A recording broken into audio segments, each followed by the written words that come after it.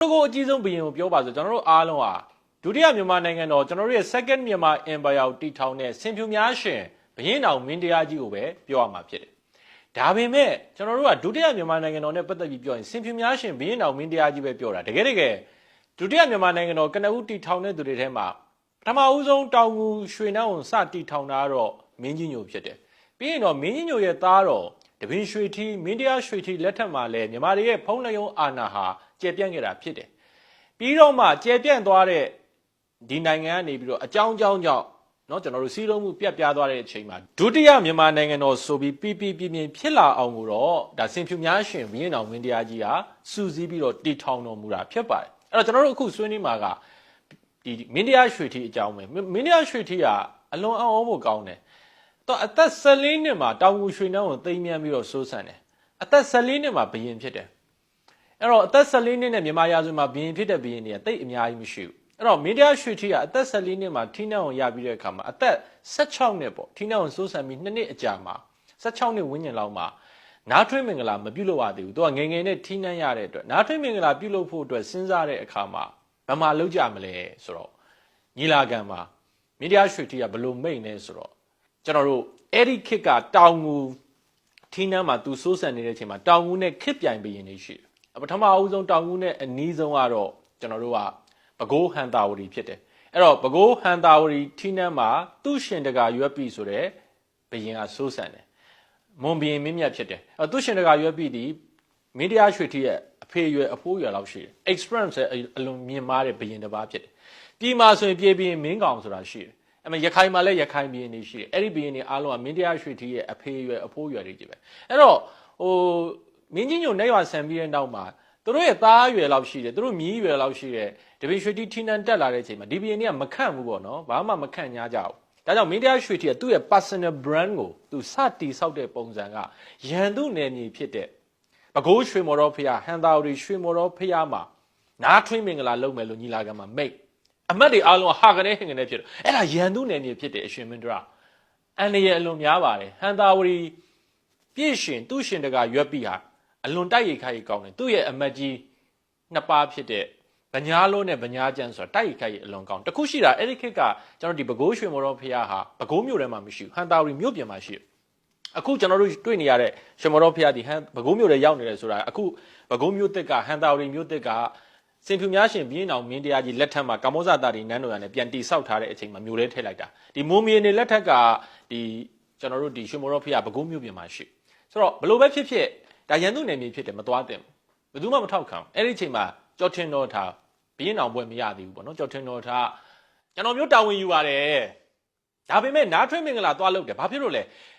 ဒီနားထွေးမင်္ဂလာအောင်မြင်သွားရင်တပင်ရွှေထီးရဲ့ personal brand အများကြီးမြင့်သွားမှာဘရင်တွေရန်သူနယ်မြေတွေအထိသွားပြီးတော့နားထွေးမင်္ဂလာလုပ်တယ်14နှစ်15နှစ်16နှစ်ဘရင်လေးကနယ်နယ်ရမဟုတ်ဘူးအကောင်းဆုံး personal brand တိစောက်နိုင်ဒါအလွန်အခွင့်အရေးပဲတွေ့လားမတရားတပင်ရွှေထီးကဘယ်လောက်နော်တခါတည်း marketing ဘယ်လောက်နားလဲဆိုတော့နော်ဆိုတော့ဒါပေမဲ့ရန်သူနယ်မြေတွေသွားမှာဖြစ်တဲ့အတွက်နယ်နယ်ရသူတွေနဲ့သွားလို့တော့မရပထမတစ်ချက်အရှင်မင်းတရားကြီးစင်စီးလို့မရဘူး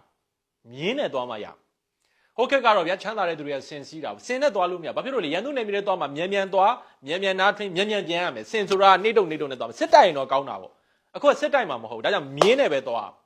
းပြီးရင်လဲထုံအားငဒူတွေနဲ့သွားလို့မရဘူးနော်လက်ရွေးစတရေကောင်း900ကိုရွေးချယ်ရမယ်ရန်သူနယ်မြေတွေသွားမှဖြစ်တတိရှိရမယ်လင်းမြန်းရမယ်ဖြက်လိုက်ရမယ်ထုံနေအားနေထိုင်းနေမိုင်းနေခံရမယ်အဲ့တော့လင်းမြန်ဖြတ်လိုက်တဲ့လက်ရွေးစင်တရေကောင်း900လိုတယ်အဲ့တော့ကျွန်တော်မျိုးကြီး selection process ပေါ့ကျွန်တော်ရွေးချယ်မှုကျွန်တော်မျိုးလုပ်မယ်ဟုတ်ပြီအဲ့တော့ကျော်ထင်တော်တာဒီ project ကိုတာဝန်ယူစီတခါတည်းမင်းတရားရွှေထီကဘင်းအောင်ကျော်ထင်တော်တာပေါ့နော်ဘင်းအောင်တော့မဖြစ်သေးဘူးပေါ့အဲ့ဒီမှာကျော်ထင်တော်တာကိုဘင်းအောင်မင်းတရားကြီးဖြစ်လာမယ်ကျော်ထင်တော်တာကိုတာဝန်ပေးလိုက်အဲ့တော့ဘာလုပ်လဲ selection process ကျွန်တော်တမိုင်းမှာအားလုံးသိတယ်လက်သေးကြားမှာ aside ပြီးတော့တူနှစ်ရိုက်တဲ့ရွေးချယ်မှု process ကိုကျော်ထင်တော်တာဥဆောင်ပြီးလုပ်တယ်အဲ့ဒီခေတ်ကဘရင်တွေကိုချစ်ကြတခါတည်းတောင်ငူမြို့သူမြို့သားတွေကအဲ့ဒီပွဲကြီးကိုလိုက်ချင်လွန်းလို့မြို့ရိုးပြင်မှာစောင့်နေကြလူတွေကအများကြီးပဲလိုတာ900လာတာ9000လောက်ဖြစ်တယ်ဒါပေမဲ့ကျော်ထင်တော်ထဘာပြောလဲဆိုတော့ဘသူမဆိုမင်းတရားရွှေထီးနဲ့ဘလောက်ရင်းနှီးတဲ့ PA ပဲဖြစ်ဖြစ် PSO ပဲဖြစ်ဖြစ်ဘလောက်ရင်းနှီးတဲ့အတွင်းရေးမှုပဲဖြစ်ဖြစ်ဒီလက်သေးကြားမှာ aside တဲ့ selection process ကိုရွေးချယ်ခံရမှာဒီနားထွေးမင်္ဂလာကိုလိုက်ခွင့်ရှိမယ်ဆိုတာဒီစီကံကိုချမှတ်တယ်ပထမဆုံး လက်သေးကြမှာအက်ဆိုင်တာကိုခန့်တာဘရင်တော်မင်းတရားကြီးပဲကြော်ထင်တော်ထားပဲဘရင်တော်တော့မဖြစ်သေးဘူးနော်ကြော်ထင်တော်ထားသူကိုယ်တိုင်လက်သေးကြမှာအက်ဆိုင်တယ်တူနဲ့ရိုက်တယ်မနောက်မတွန်းသူကိုယ်တိုင်ရွေးချယ်ခံတယ်ခေါင်းဆောင်ဆိုတာဥပမာပြပြီးတော့လူတွေကိုခေါင်းဆောင်နိုင်အောင်နောက်လူတွေလာပဲနောက်တစ်ယောက်မတော်တဆတွန့်သွားတယ်ပယ်တယ်အဲ့ဒီအချိန်မှာဘာလို့လဲဆိုတော့ဗလရဲထင်ဆိုတာရှိတယ်အဲ့ဗလရဲထင်ဆိုတာဒါမင်းတရားရွှေထီရဲ့ PA ပဲပေါ့အတွင်းရင်မှုပဲသူ့အလွန်ချစ်တဲ့ငယ်ကြုံကြီးဖြစ်တယ်ဗလာရဲထင်ကသူ့သခင်ဘလောက်ထိချစ်လဲဆိုမင်းတရားရွှေထီဆက်တော်ခေါ်တဲ့အချိန်ကစပြီးဗရန်များကြောက်စီတာကိုထမ်းပြီးသူ့သခင်ကိုတညာလုံးစောင့်တာမနဲ့မင်းတရားရွှေထီနိုးမှသူအိတ်တာအဲ့လောက်ထိသူ့သခင်ကိုသူချစ်တယ်ဒီပွဲသူလည်းလိုက်ချင်တာပေါ့ဒါပေမဲ့ဘလောက်ရင်းနေတဲ့သူပဲဖြစ်ဖြစ်ဒီရွေးချယ်မှုကိုရွေးချယ်ခံမှဒီပွဲကိုလိုက်ရမယ်ဆိုတော့ဗလာရဲထင်ကလည်းဘာလုပ်လဲရွေးချယ်ခံရတယ်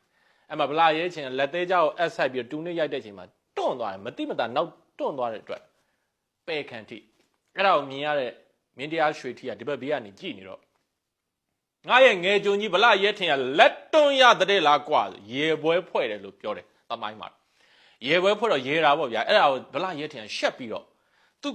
ခါမှာ site ဒီထိုးထားတဲ့ဓမြောင်ထုတ်ဘိုက်ကိုစိတ်ကနေဆွဲတာဘိုက်ကဦးတွေထွက်လာအဲ့ဒီဦးစားကိုကြော်ထွန်းတော့ထားလက်ထဲထည့်ပြီးတော့ဦးတဆုံးပြတာဦးလဲဆုံးဘိုင်းကနေလဲကြပြီသူလဲသိတာရှက်သွားတာအဲ့ဒါကိုကြည့်ပြီးတော့မင်းတရားရွှေထီကဘလို့မိတ်နေဆိုငါရဲ့ငယ်ကြုံကြီးဗလာရဲထင်ကမိုက်ကားမိုက်ဤတတ္တိကမရှိမိုက်တာနဲ့တတ္တိရှိတာမတူ personal brand တိဆောက်တယ်ကိုဖြစ်ချင်တဲ့အရာတစ်ခုဖြစ်အောင်လောကကြီးကိုတင်ပြတယ်တတ္တိရှိတင်ပြဖို့လိုတယ်မိုက်ယူရဲတင်ပြလို့တော့မရဘူး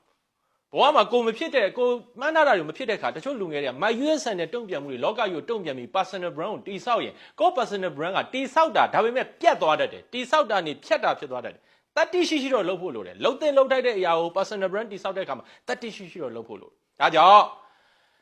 ဒီလက်ရွေးစင်တဲကောင်း9ယောက်ရတဲ့အချိန်မှာတော့မြန်ပြောရမယ်ဆိုတော့မင်းတရားရွှေထီဟာ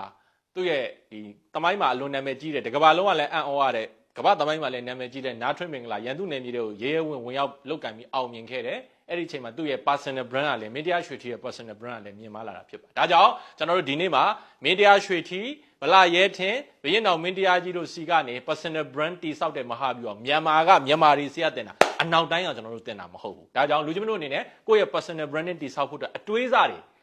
မာရွေးမဆန်တဲ့တတ္တိရှိဖို့လိုတယ်ဆိုတာလေးကိုရရှိမယ်လို့အပြည့်အဝယုံကြည်ပါတယ်